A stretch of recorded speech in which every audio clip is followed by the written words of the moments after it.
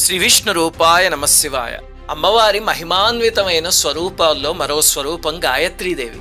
శాస్త్రంలో ఒక మాట ఉంది, నగాయత్ర్యా పరం మంత్ర నమాతు పరదైవతం అని. అంటే గాయత్రి మంత్రాన్ని మించిన మంత్రం ఇంక అసలు ప్రకృతిలో లేదు. గాయత్రీదేవి స్వరూపానికి 5 ముఖాలు. ముత్యం, పగడం, బంగారం, నీలం, తెలుపు రంగుల్లో ఉంటాయి. ఇవి సృష్టిలో ఉన్న పంచభూతాలకి ప్రతీక. అమ్మవారికి 10 చేతులు ఉంటాయి. వరద అభయహస్తాలు, 2 తామర పువ్వులు ఉంటాయి. మిగతా చేతుల్లో అంకుశము, కొరడ, కపాలం, గద, శంఖం, చక్రం అవన్నీ ఉంటాయి.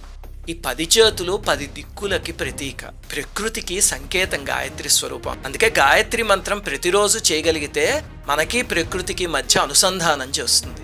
తత్ అనే అక్షరంతో మొదలవుతుంది కదా గాయత్రి మంత్రం. ప్రచోదయాత్ వరకు మొత్తం 3 పాదాల్లో ఉంటుంది. ఒక్కొక్క పాదంలో 8 అక్షరాలు, మొత్తం 24 అక్షరాలు ఉంటాయి. రోజు 3 కాలాల్లో జపిస్తే 4 వేదాలు చదివిన ఫలితం అని చెప్పి